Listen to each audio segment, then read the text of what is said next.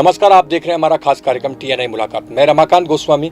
बात करते हैं RPSC की ओर से जारी 2018 के RAS के फाइनल रिजल्ट में टॉप 10 में टोंक जिले के दो होनहार युवकों ने भी जगह बनाई है। इनमें से टोंक जिले के मूलतः किरावल के रहने वाले मनमोहन शर्मा ने स्टेट में दूसरी रैंक हासिल की। आज मनमोहन शर्मा स्टूडियो में हमारे साथ मौजूद हैं। इनसे जानते हैं किस तरह इन्होंने सफलता के मुकाम को हासिल किया। इस सफलता की यात्रा में किन किन लोगों ने आपका मार्गदर्शन किया, जानते हैं मनमोहन जी। नमस्कार मनमोहन जी, TNI आवाज़ में आपका स्वागत है। बहुत बहुत धन्यवाद। आपने जो RAS 2018 का जो एग्ज़ाम दिया उसमें आप पहले तो शुभकामनाएं देना चाहेंगे TNI आवाज़ कि जिस तरह से आपने जो मुकाम हासिल किया है, सफलता हासिल किया है, दूसरा स्थान प्राप्त किया है, तो हम ये जानना चाहते हैं कि जो आने वाले छात्र हैं जो तैयारी कर रहे हैं उनको किस तरह से आप एक मैसेज देना चाहेंगे जिससे वो लोग तैयारी करें। सर, इसमें जो भी तैयारी कर रहे हैं लोग, उनको मेरा एक ही मैसेज रहेगा कि पॉजिटिविटी हमेशा अपने अंदर रखनी है।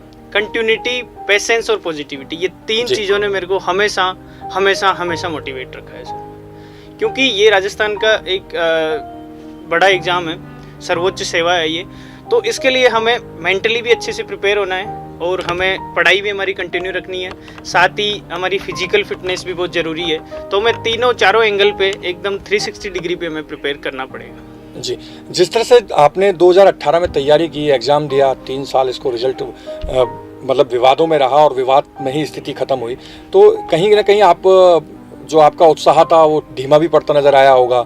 किन किन लोगों ने आपको मार्गदर्शन किया, किन मार्गदर्शन मंडल में आप आगे बढ़े, लोगों ने आपको उत्साहित किया, पूरी एक जो यात्रा है आपकी सफलता की, उसके बारे में हमारे दर्शकों को बताएं। जी सर, जो RAS की वैकेंसी है, हालांकि उसमें 3 स्टेप होती है, प्री, मेंस और इंटरव्यू, तो इन तीनों में टाइम लग जाता है।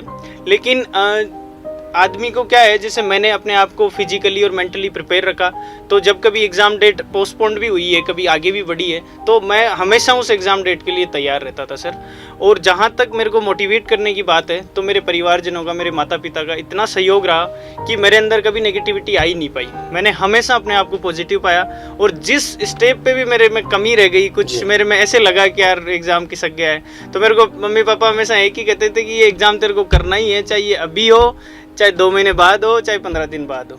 तो मेरे लिए यही एक सबसे बड़ा मोटिवेशन फैक्टर था। जी, जितनी भी भर्तियां जारी होती हैं, उन भर्तियों में कहीं ना कहीं रुकावट आ जाती है। वो मामला या तो कोर्ट में अटक जाता है, या राज्य सरकार की तरफ से कोई रिट लग जाती है, या कहीं ना कहीं वो मामला अटका हो रहता है, और राजस्थान प्रदेश में बेरोजगारी बढ़ती जा रही है। तो उसमें आपका क्या कहना है, जो लोगों से या एक तरह से जो स्टूडेंट है जो लगातार तैयारी कर रहे हैं, कि वो उत्साह उनका लगातार बना रहे हैं। जी सर, इसमें जो भर्तियों की जहाँ तक प्रोसेस है, तो उसमें अगर कुछ कमियां होती है, कभी आंसर की में कमी हो जाती है, या कभी कुछ जो भर्ती से संबंधित नियम होते हैं उसमें कमी के कारण वो कोर्ट में अटक जाती है। तो इसके लिए हालांकि सरकार अब प्रयास कर रही है, ऐसे प्रयास कंटिन्यू करने चाहिए, ताकि जो स्टूडेंट्स हैं जो तैयारी करते हैं उनको कम से कम अपना ट्रैक फिक्स हो, उनको दिखे कि ये एग्ज़ाम है, हमें क्लियर करनी है, वो टाइम से हो जाती है सर, तो मोटिवेशन डबल बना रहता है स्टूडेंट का, एस्पिरेंट का सर। जैसा कि आपकी पारिवारिक पृष्ठभूमि के बारे में अगर मैं आपसे पूछना चाहूँ कि किस तरह की आपकी पारिवारिक पृष्ठभूमि, बड़े आप एक मतलब सामान्य परिवार से आप आते हैं, आपके पिताजी क्या करते हैं, थोड़ा सा हमारे दर्शकों को बताएं जिससे लोग एक मोटिवेशन मिले लोगों को कि आज एक सामान्य व्यक्ति भी इस मुकाम तक पहुंच सकता है। सर, मेरे फैमिली बैकग्राउंड की बात करूं तो मैं टोंक जिले के मालपुरा जो सब डिवीज़न है उसमें ग्राम किरावल से बिलोंग करता हूं सर। मेरी पारिवारिक पृष्ठभूमि, मेरे पिताजी फार्मर है, किसान है, और मेरी माताजी उनकी सहयोगी है। तो मेरे एकदम रूरल बैकग्राउंड से मैं रहा हूँ, और वहीं से ही वही एक मोटिवेशन और वही एनर्जी फैक्टर रहा है सर मेरे। और जिस तरह से जो RAS का एक एग्जाम होता है, 3 फेज में होता है, तो आजकल जो व्यक्ति जो स्टूडेंट है या छात्र जो एग्जाम दे रहे हैं RAS के, उनको किस किस सेगमेंट पे काम करना चाहिए, किस किस तरह से उनको तैयारी करनी चाहिए पूरी, तो उस बारे में भी हमारे दर्शकों को बताएं जिससे लोगों को, छात्रों को मदद मिल सके। जी सर, इसमें मेरा मानना ये है कि हमें सबसे पहले जो हमारी फाउंडेशन है उसको मजबूत करना पड़ेगा। उसको हम लोग NCERT से या जो बेसिक टेक्स्ट बुक है उससे तैयार कर सकते हैं। उसके बाद हम लोग उसका शॉर्ट नोट्स या हमें जिस फॉर्म में रिवीजन करना है, चाहे हम अंडरलाइन कर सकते हैं, चाहे हम मार्कर से हाईलाइट कर सकते हैं। हमारी जो कमियां हैं, हमारी जो सीमाएं हैं, और हमारी जो विशेषताएं, जहाँ हमारी अपॉर्चुनिटीज़ है, वो दोनों हमें पहचाननी पड़ेगी। तो एक तरह से बैलेंस अप्रोच पे हमें ऐसा काम करना पड़ेगा कि हम जिस चीज़ को जब चाहें कम समय में बहुत अच्छे तरीके से तैयार कर सके। बिल्कुल, एक बार आपको TNI आवाज की तरफ से वापस शुभकामनाएं। ये थे मनमोहन शर्मा जी। RPSC की ओर से जारी 2018 के RAS के फाइनल रिजल्ट में टॉप 10 में टोंक जिले से 2 होनहार युवकों ने जगह बनाई। इनमें से टोंक जिले के मूलतः किरावल के रहने वाले मनमोहन शर्मा ने स्टेट में दूसरी रैंक हासिल की है।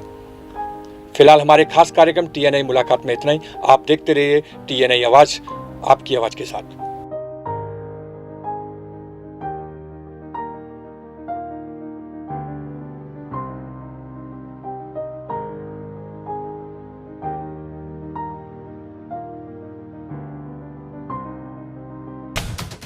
खबरें जो आपको जोड़ती हैं सीधे हमसे,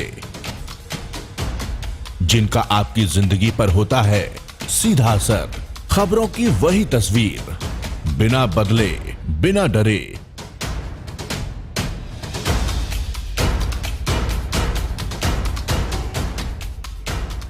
सच का जज्बा लिए सच दिखाते हैं हम, आपकी आवाज के साथ। TNI आवाज।